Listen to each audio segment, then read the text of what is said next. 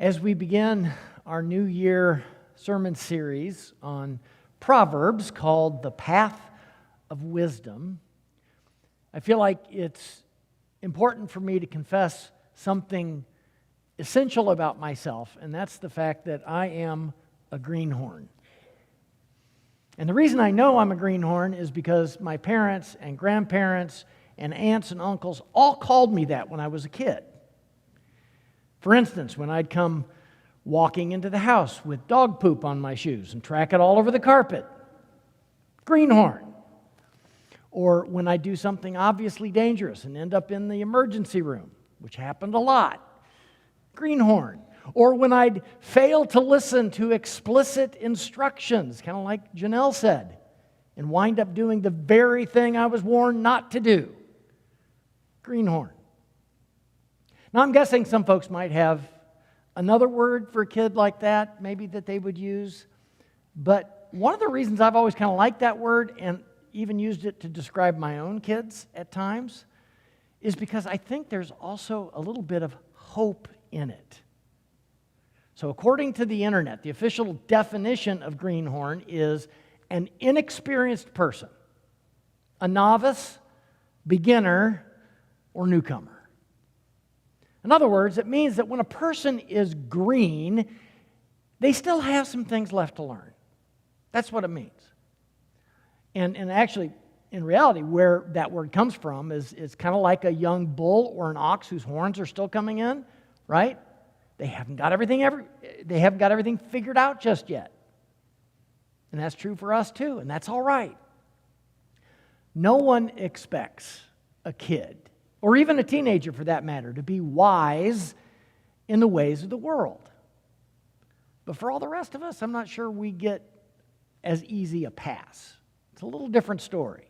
At some point, and I'm guessing this usually right around the time our frontal lobes are fully developed, which experts say happens right about the age of 25. After that, being a greenhorn stops being the result of limited experience, and it starts being about life choices. In other words, at some point, you have to pick your path. And in the Old Testament, book of Proverbs, that choice is framed as the choice between the path of foolishness and the path of wisdom. And like anything else related to our faith, God doesn't force us to choose one over the other. That's not how God works. The raw materials are all around us. The resources are all around us and within us. But we have to be humble enough to receive God's wisdom and courageous enough to act on it. I'm going to repeat that sentence. We have to be humble enough to receive God's wisdom and courageous enough to act on it. Now, the book of Proverbs itself is attributed to King Solomon. Now, whenever I think about Solomon, I always remember there's three things. There's a lot of things I remember, but there's three primary things I tend to remember. And the first is that when Solomon became king over Israel, God told Solomon that he could pray for anything, and God would answer his prayer. So instead of praying for riches or power or victory over his enemies, Solomon prayed for the wisdom to be a faithful leader. God heard that prayer. God was so pleased by that prayer that God said, because you've prayed for the wisdom to lead your people faithfully, I will give you riches and power and victory over your enemies. And Solomon had a very successful kingship following his dad, King David. The second thing I remember about Solomon is that for most of his reign, he ruled wisely. My favorite story, probably one of the most well-known stories about Solomon, is the one where two women come to him and they're fighting over the same infant. They both claim to be the baby's mother. So when Solomon suggests cutting the baby in half, right, giving one half to each of the women, Well, immediately one of them steps up and says, no, don't do that. She can have the child. And just like that, Solomon figures out who is the child's real mother. The third thing I remember about Solomon is that he didn't always get it right. This is the part of the story we don't often always tell about Solomon. In fact, Solomon's kingship ended in kind of a bad way, with unfaithfulness and failure. After a lifetime of choosing the path of wisdom, he made some really bad choices. And so what happened was, in order to consolidate his power with the nations around him, he married the daughters of foreign kings. And so Solomon had a lot of wives. And some of those wives worshipped fertility gods like Baal and Astartes. And so when Solomon's foreign wives came to him and asked if they could build temples so that they could worship their gods, Solomon said yes. He took money from the treasury and he built temples to foreign idols. Needless to say, God was not pleased. Now, the reason I remember that unfortunate part of Solomon's story is because it reminds me that even one of the greatest and wisest people of all time could still be a greenhorn. And he was. And if it can happen to somebody like Solomon, it can certainly happen to someone like you or me anytime, no matter how old we are. The book of Proverbs is itself basically a collection of one-sentence sayings. There are some sections that are a little bit longer, but basically one-sentence sayings that are sometimes called aphorisms. So a modern aphorism, for instance, would be, if it ain't broke, don't fix it. A little chunk of wisdom, a little pithy statement that contains a truth that we'd be wise to follow. Which is why the book of Proverbs is often described as wisdom literature. It doesn't just deal with religious and spiritual issues, but with really practical kinds of things like work and money and parenting and family relationships. Something else I love about Proverbs, and I think probably at least half of you will love this too, is that in the very first chapter, Solomon describes wisdom as a she.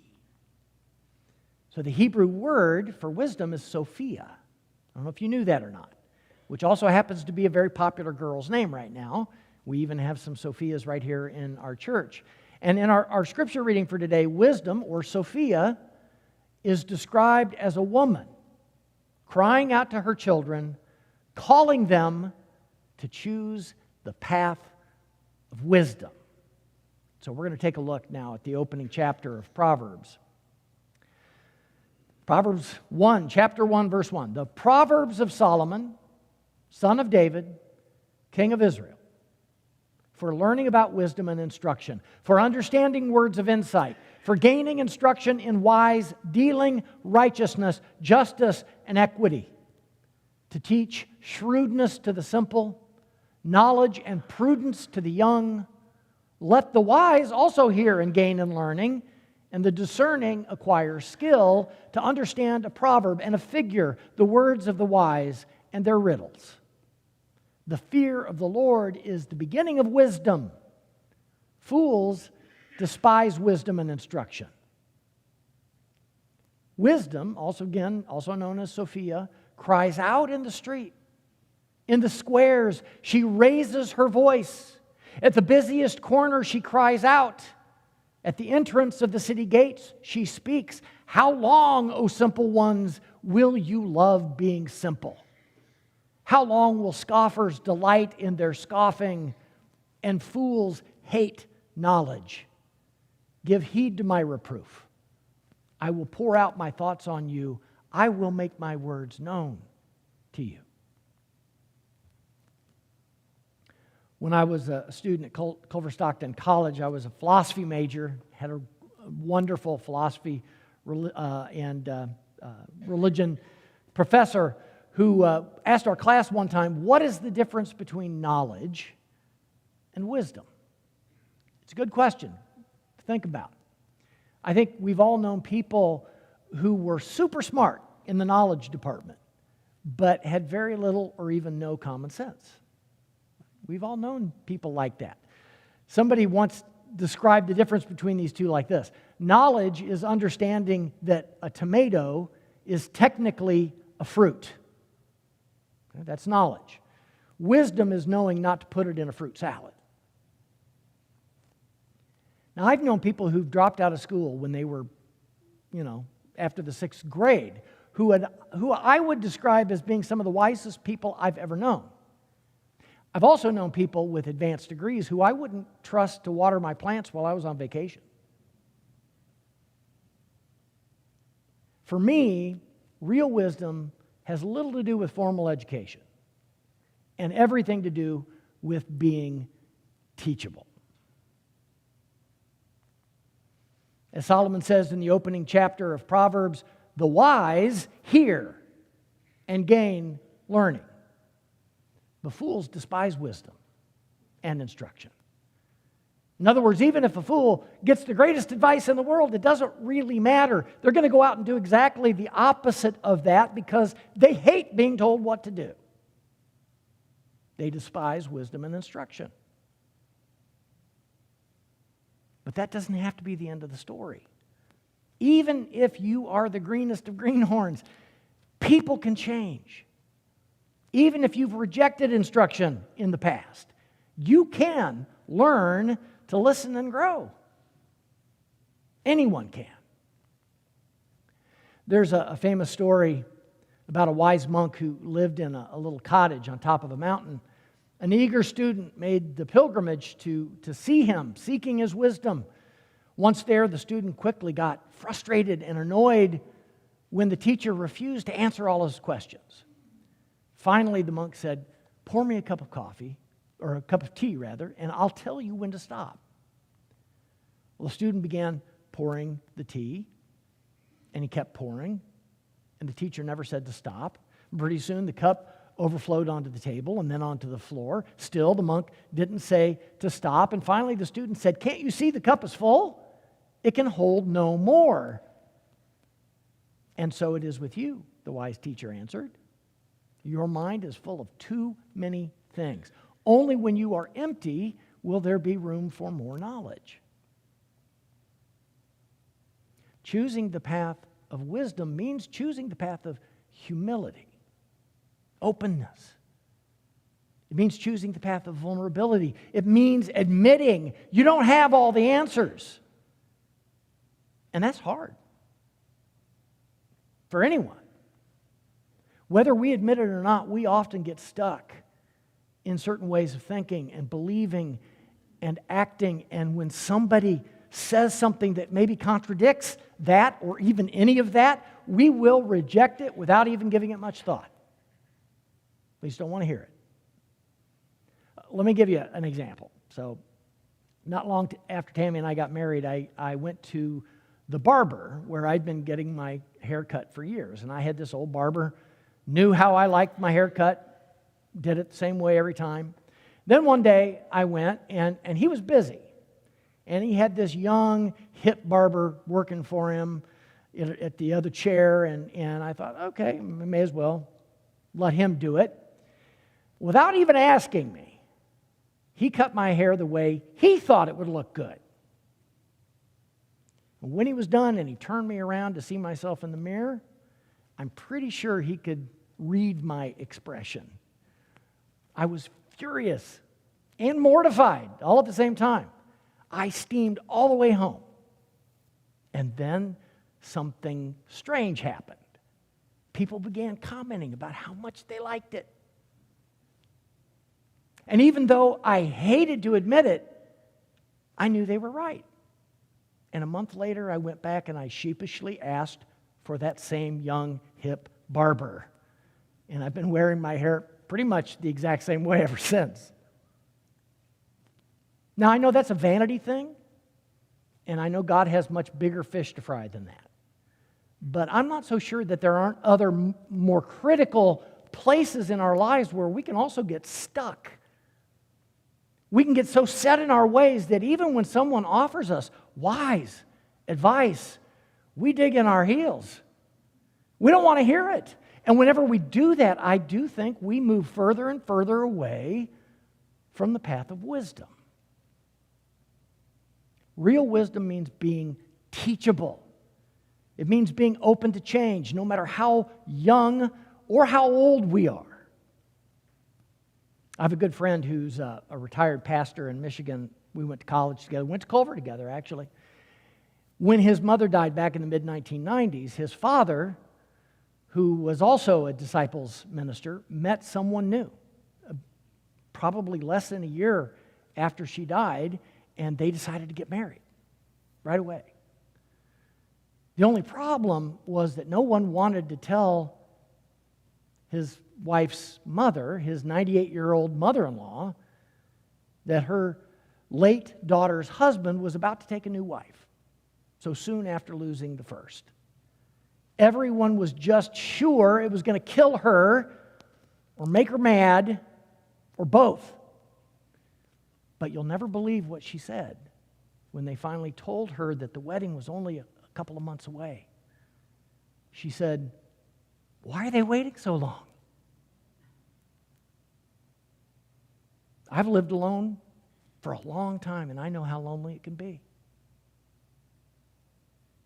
Now, she could have been a stinker, and no one would have blamed her. But instead, she chose the path of wisdom, Sophia, and she invited everyone to follow. I know also that she was a person of deep and abiding faith. And I believe that made a big difference too, maybe all the difference. Solomon said, "The fear of the Lord is the beginning of wisdom." Unfortunately, I think sometimes we don't understand that, or it gets misinterpreted, because when Solomon says that, it's not really about fear the way we usually think about fear. It's about respect for something outside of ourselves. It's acknowledging that we are not the end-all and the be-all of the universe. Again, it means humbling ourselves and being open to a source of wisdom so much greater than our own. Like Solomon said, once you figure that out, now you are able to take your first steps down the path of wisdom. Many of you have heard me talk about Jesus' opening words on the sermon, in the Sermon on the Mount, where he says, "Blessed are the poor in spirit, for theirs is the kingdom of heaven." Those words are also frequently misunderstood and misinterpreted, but it occurred to me this week that they mean essentially the same thing as what Solomon was saying. Blessed are you when you recognize you can't do it alone. That's what it means to be poor in spirit. Blessed are you when you understand your need for God's guidance and direction. Again, that's what it means to be poor in spirit, but it's also what it means to fear the Lord. I'm looking forward to exploring Proverbs with you over the next 6 weeks because, like I said, I'm a greenhorn. I'm still figuring things out, and I'm guessing many of you are too. I can't think of a better place to turn than the wisdom of Solomon, and I can't think of a better place to do it than right here with you.